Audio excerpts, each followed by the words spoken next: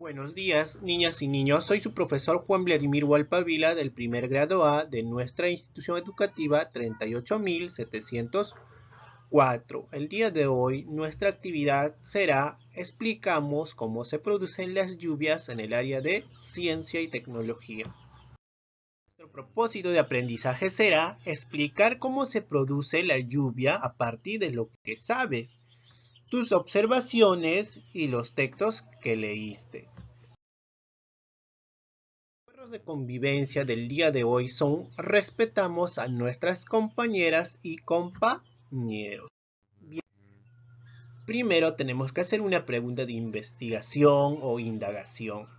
Y nuestra pregunta es, ¿cómo se produce la lluvia? Tú tienes que responder en tu mente, ¿no? Preguntar a tu familia, ma o papi, ¿cómo se produce la lluvia? Después de eso vamos a dar una posible respuesta a esa pregunta, que también se llama hipótesis, ¿no? Y acá nos pide que tenemos que marcar la posible respuesta y explicar por qué hemos elegido eso. O también puedes escribir en esta parte, en el espacio en blanco, lo que tú crees por qué se produce la lluvia, ¿ya? Vamos a leer las dos opciones que nos dan. Dice, primero, la lluvia se produce porque el calor del sol evapora el agua de los mares y los ríos. Y la otra opción es la lluvia sucede porque en las nubes se juntan muchas gotas de agua que luego caen. Para mí va a ser la primera opción, ¿ya? Entonces yo voy a marcar con una X. Ahora, y además puedo decir que las lluvias se producen en las nubes porque tienen mucha agua. Ahora tú tienes que escribir lo que tú piensas o crees por qué se producen las lluvias.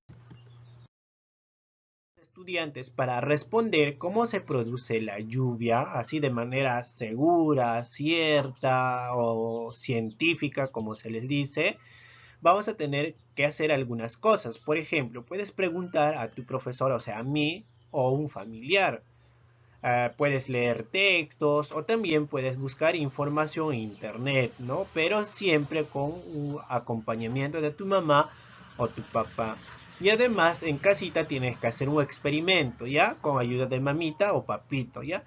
Entonces, ¿qué necesito para mi experimento, profesor? Necesitas agua, un recipiente transparente con tapa, ya tiene que ser con tapa, ya. Por ejemplo, podría ser una botella, ¿no? O transparente de vidrio con su tapa, o de plástico, o algo que esté en tu casa, ¿ya? Pero que tenga tapa y sea transparente para poder observar, ¿no? Y una silla. Entonces, ¿cómo lo vamos a hacer? Primer paso, vas a colocar un poco de agua en tu recipiente, ya que has elegido. Luego lo vas a tapar y vas a poner sobre la silla en el patio de tu casa o una ventana donde reciba la luz o el calor del sol. Ya. Segundo paso, ¿qué vas a hacer? El recipiente con agua debe estar allí por 3 horas. Ya 3 horas tienes que medir con el reloj de tu papá o el celular de tu mamá o tu papá, ¿no? Si es un día soleado, pero ojo, de lo contrario, de repente vas a necesitar un poco más de tiempo, 4 horas ya o más, ¿no? Muy bien.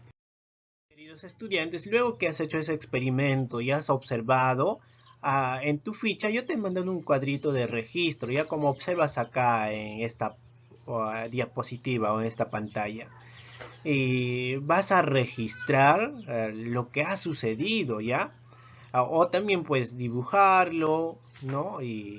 O escribir, ya tú eliges. Por ejemplo, ¿no? Primero, ahí dice recipiente con agua, ¿no? Lo que has hecho de tu experimento.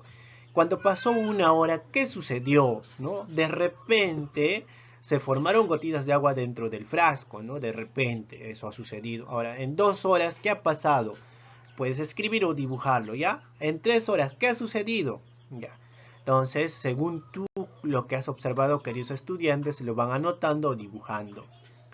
Luego vamos a responder algunas preguntas después de eso, ¿ya? Dice, ¿por qué el agua del recipiente cambió? A ver, ¿por qué creen? Porque el agua de repente se calentó con el sol, ¿no? Por eso se formaron gotitas de agua dentro del frasco, ¿no?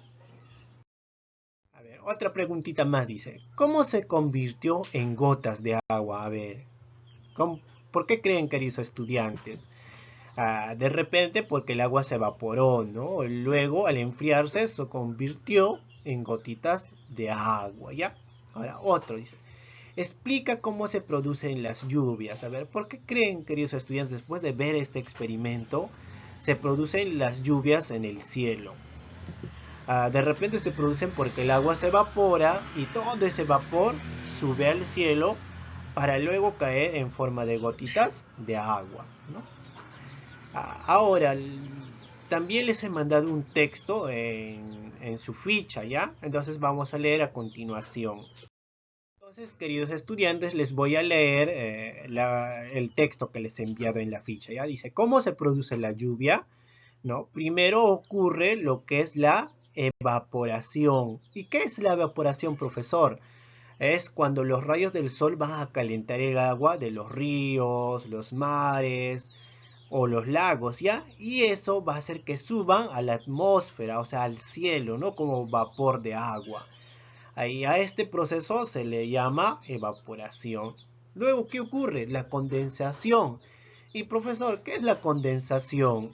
Es cuando el vapor de agua que subió a la atmósfera, o sea, al cielo, al enfriarse se van a convertir en gotitas de agua que van a formar las nubes, ya las grandes nubes que observamos en el cielo, ¿no?